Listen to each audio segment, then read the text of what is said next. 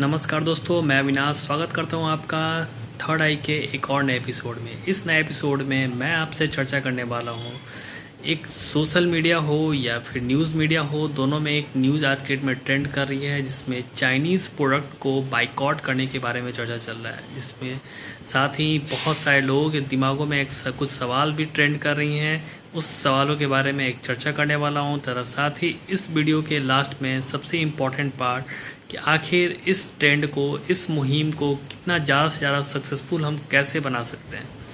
तो सबसे पहले तो मैं आपको ये बता दूं कि ये ट्रेंड ना सिर्फ इंडिया में है, जबकि पूरे वर्ल्ड के अलग अलग देशों में अलग अलग तरीके से भी चलाई जा रही हैं। चाहे वो ऑस्ट्रेलिया हो, जापान हो, अमेरिका हो, चाहे यूके हो, चाहे यूरोप की बहुत सारी कंट्रीज़ हो, उनके अंदर भी इस तरीके का मुहिम चलाया जा रहा है। बहुत लोगों के दिमाग में ऐसा भी सवाल आ रहा है कि क्यों नहीं इंडियन गवर्नमेंट चाइनीज़ प्रोडक्ट को कम्प्लीटली बैन कर दे रही है। तो इसके लिए मैं आपको दो चीज़ को समझने को बोलूँगा।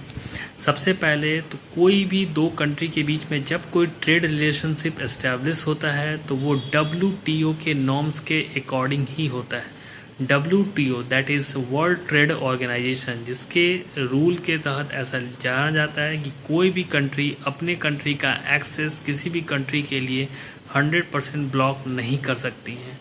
उसे किसी तरह का ट्रेड उसके सामने वाले कंट्री के लिए खोलना पड़ेगा, इवन इन वॉर सिचुएशन। जब तक कि कोई क्रिटिकल ऐसा कोई सिचुएशन ना आए तब तक उन्हें ओपन करके रखना ही पड़ेगा। दूसरा कि आखिर इंडिया और चाइना के बीच में किस तरीके का ट्रेड होता है तथा चाइनीज़ कंपनी कितनी हद तक इंडियन मार्केट्स को पेनिट्रेट कर चुकी है। तो सबसे पहले मैं इस ग्राफ को आपको दिखाना चाहता हूं जिसमें इंडिया और चाइना के बीच में हो रहे ट्रेड रिलेशनशिप के बारे में है, जो कि आंकड़ों के द्वारा दिखाया गया है। जहां चाइनीज़ कंपनी इंडिया के अंदर 70.3 बिलियन US डॉलर का मार्केट बेचती हैं, वहीं इंडियन कंपनी सिर्फ और सिर्फ 16.7 बिलियन डॉलर का सामान ही बेच पाती है। इसमें दोनों ही कंट्री के बीच में ट्रेड डेफिसिट 53.6 बिलियन डॉलर का है, जो कि चाइना यहाँ पर सरप्लस में है। मुख्य रूप से चाइना जो है इंडियन के मार्केट में अपने इलेक्ट्रॉनिक और मशीनरीज प्रोडक्ट यहाँ पे सेल करता है, तथा साथ ही वो अपने रिएक्टर बॉयलर्स, जो कि इंडिया के पावर सेक्टर में एक बहुत बड़ा रोल निभाती हैं, तथा साथ ही ऑर्गेनिक केमिकल्स भी बेचती है। इंडिया की फार्मास्यूटिकल कंपनी जो कि आज के डेट में बहुत ज़्यादा वेल एस्टेब्लिश हैं, उन्हें भी अपने API that is active pharmaceutical ingredient के लिए भी चाइना की तरफ देखना पड़ता है। तो इन इम्पॉर्टेंट कंपोनेंट्स को इंडिया कम्प्लीटली इग्नोर नहीं कर सकता है, नहीं तो इंडिया की भी मैन्युफैक्चरिंग सेक्टर जो कि 75% तक चाइनीज़ कंपोनेंट के ऊपर डिपेंडेंट है, वो भी पूरी तरीके से बंद हो जाएंगी। अब मैं कुछ आपको बाइकआउट्स के कुछ हिस्ट्रीज को दिखाना चाहता हूँ कि क्या इस तरीके के बाइकआउट मूवमेंट कितने हद तक सक्सेसफुल हुए हैं। और तो सबसे पहले मैं आपसे चाइना के बारे में ही बात कर डालता हूँ। जिस तरीके से इंडिया एक इंग्लैंड की 1947 के पहले एक कॉलोनी थी, वैसे ही चाइना भी जापान की एक कॉलोनी हुआ करती थी। 1930 के टाइम में चाइना ने भी जापान के गुड्स और सर्विसेज को बाइकआउट करना स्टार्ट किया था।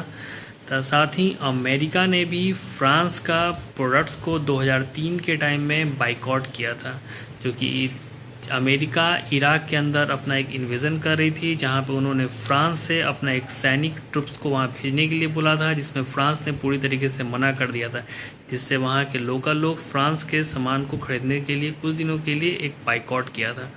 साथ ही देखेंगे तो अफ्रीकन कंट्री एक गुयाना है, जिसने यूरोपियन कुछ गुड्स को, प्रोडक्ट्स को वहाँ पे खरीदने से मना किया था। लेकिन इन सारे जो बाइकआउट मूवमेंट्स के अगर मैं रिजल्ट के बारे में अगर बात करूं तो ये सारे बाइकआउट मूवमेंट कुछ दिनों तक तो बहुत सक्सेसफुल हुए हैं, लेकिन कुछ दिनों के बाद ही इस ग्लोबलाइजेशन वर्ल्ड को हिट नहीं कर पाए।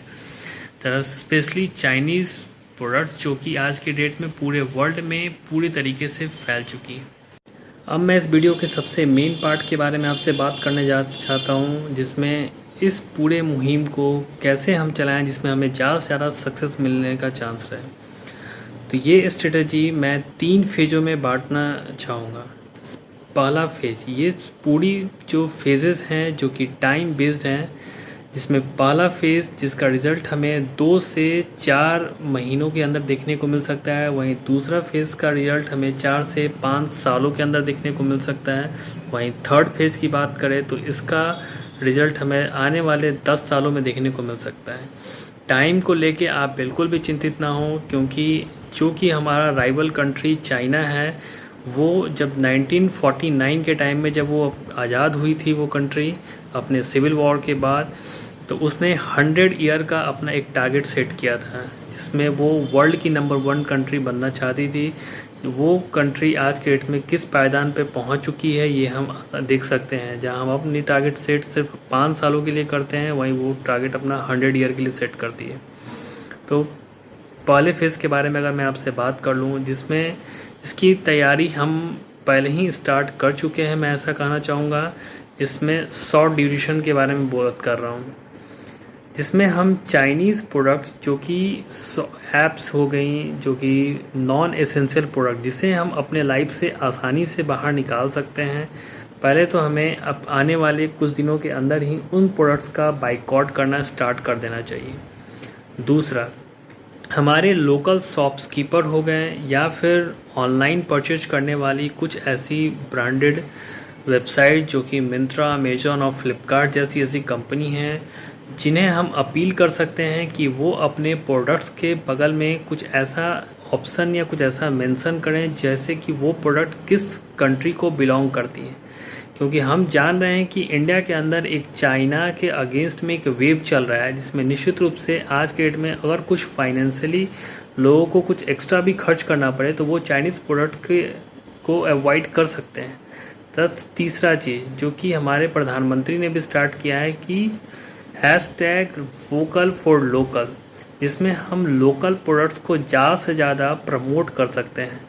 आप सभी के क्षेत्र में कोई ना कोई, मैं इतना श्योर रूप से कह सकता हूँ कि कोई ना कोई ऐसा प्रोडक्ट ज़रूर होगा जिसको लोग बहुत पसंद तो करते होंगे, लेकिन वो पूरे इंडिया के अंदर वो प्रचलित नहीं होंगी।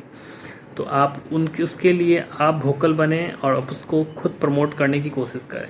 ये तो रही फर्स्ट फेज की बात। सेकेंड फेज, इसमें हमारे ट्रेडर्स को एक बहुत बड़ी भूमिका निभानी पड़ेगी। जैसा कि वीडियो के स्टार्टिंग में ही मैं आपसे बात किया हूँ कि हम इंडियंस चाइनीज़ प्रोडक्ट्स $17 बिलियन का परचेज़ करने जाते हैं। तो उस परचेज़ को हम लोग अलग अलग कंट्री में डाइवर्सिफाई कर सकते हैं।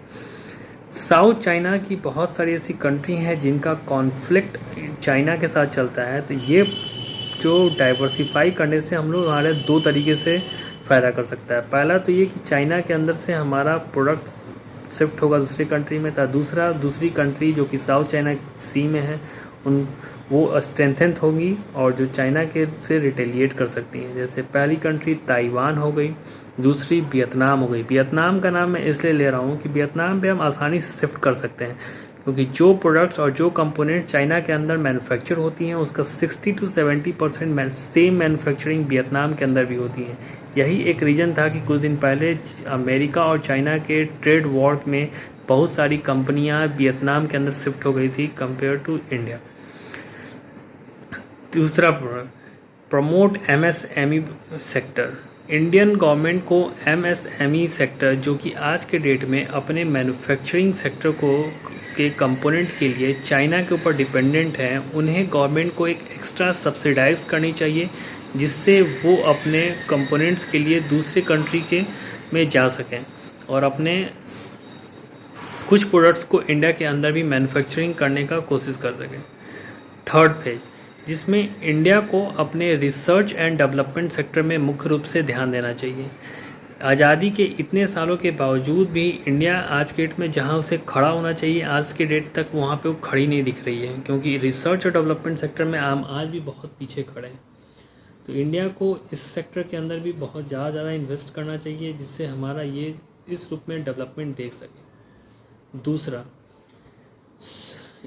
चाइना के अगेंस्ट में बाकी सब कंट्री के अंदर जो आज के डेट में गुस्सा है उसका फ़ायदा इंडियंस कंपनी उठा सकती है।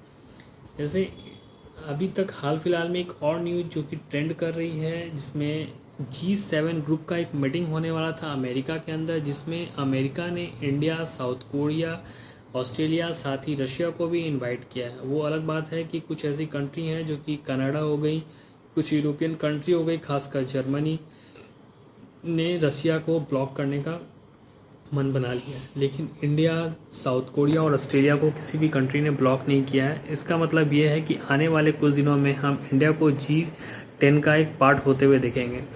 वहीं साथ ही यूके ने भी एक D10 ग्रुप के बारे में बात किया है, जिसका पूरा नाम होगा डेमोक्रेसी 10, जिसमें मुख्य रूप से ट्रेड रिलेशनशिप में इस्टेब्लिश होने का ही बातचीत किया जा रहा है। 5G नेटवर्क जो कि आज के डेट में हर कंट्री में लॉन्च होने जा रहा है, जिसमें एक बहुत बड़ी चाइनीज़ कंपनी है हुआई। इसे मार्केट में चैलेंज करने के लिए आज के डेट में सिर्फ दो मुख्य कंपनी है, जो कि नोकिया और एरिक्सन है, जो कि यूरोपियन कंट्री है। नोकिया जो कि फिनलैंड की एक कंट्री है। वो अगर उसके साथ अगर इंडिया का एक अच्छा रिलेशनशिप उन कंट्री के साथ अगर बनता है, तो वो भी कंट्री सस्ते दामों में अपने प्रोडक्ट्स को इंडिया के अंदर अपना सेल कर सकती है, जिससे इंडिया चाइनीज़ प्रोडक्ट को बाइकआउट करने में और ज़्यादा आसानी होगी। ये तो रही कुछ ऐसे फेजेस के बारे में जो हम इसको शायद अपना के चाइना को बहुत हद तक हर्ट कर सकते हैं। अगर चाइनीज़ प्रोडक्ट को अगर हम लोग 50% भी अगर ब्लॉक कर पाएँ, जिसमें चाइना को 35 बिलियन US डॉलर को लॉस फेस करना पड़ेगा। तो उम्मीद करता हूँ कि इस वीडियो के अंदर आपको बहुत कुछ नया जानने को भी मिला होगा। Thank you so much.